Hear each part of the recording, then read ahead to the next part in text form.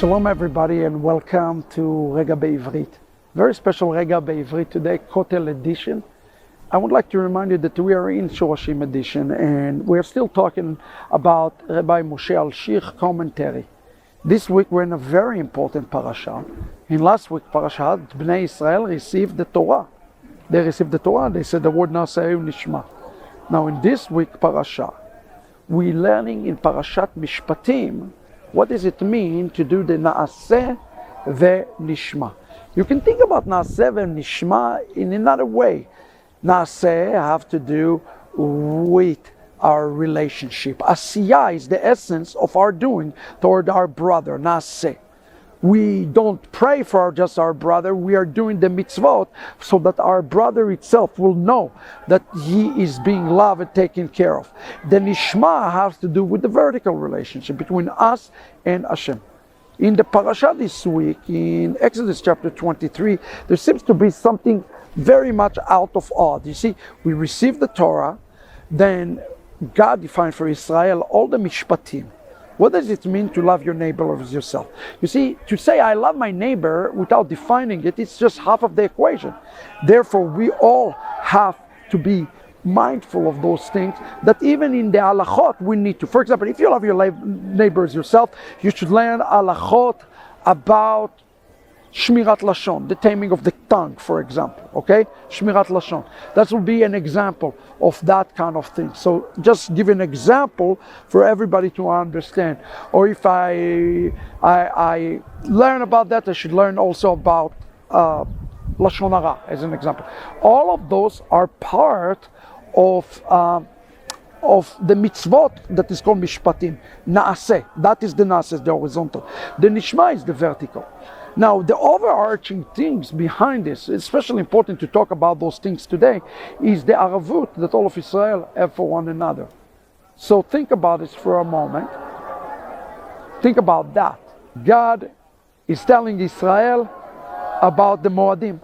All of a sudden we talk about the Moadim. Why all of a sudden we have the Moadim inside of all of those things? You see, the reality is that all the Moadim come from the word edut, ed, testimony, testify. If we take the Moadim and we do not meet the Moadim in unity, in essence, we don't celebrate in the same way, the same one heart, one accord, we also cannot be Naaseh toward our brother. Because the reality is, I'll give you an example here for a moment. My tefillin had a rip in it, and I could not see it because it's on the back of my back. So a man was passing by and he said, excuse me, there is a problem with the tefillin. So I had to go and fix the tefillin. Think about it something. If there is no halacha, nobody would know that this, if I can put it whatever I want, however I want, then it doesn't matter. So why do we need this halachot? Why do we need the mishpat? Why the mishpatim are so important? Why do we need halachot and mishpatim? So that we can maintain edut, that we maintain unity toward one another. That's the key. How do we maintain unity? You maintain unity in being in one heart, one accord, and having the same halacha.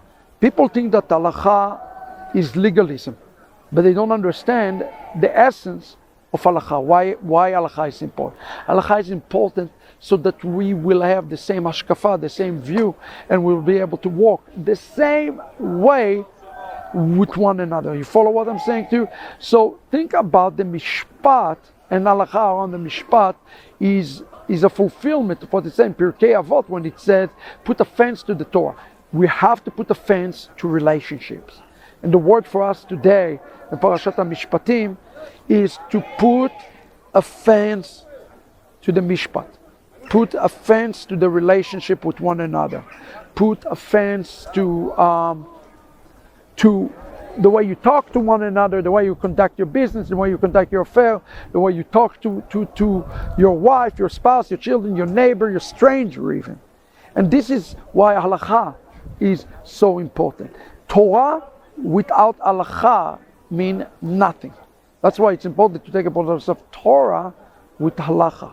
Without halacha, there is really no Torah, because each person can interpret things according to their own eyes. And I think it's time for us to really take halacha a little bit more serious in the days ahead, and make sure our halacha is truly practiced from the heart outwards, so that we can be together with our brothers. God bless you. This week is the Rega Bivrit.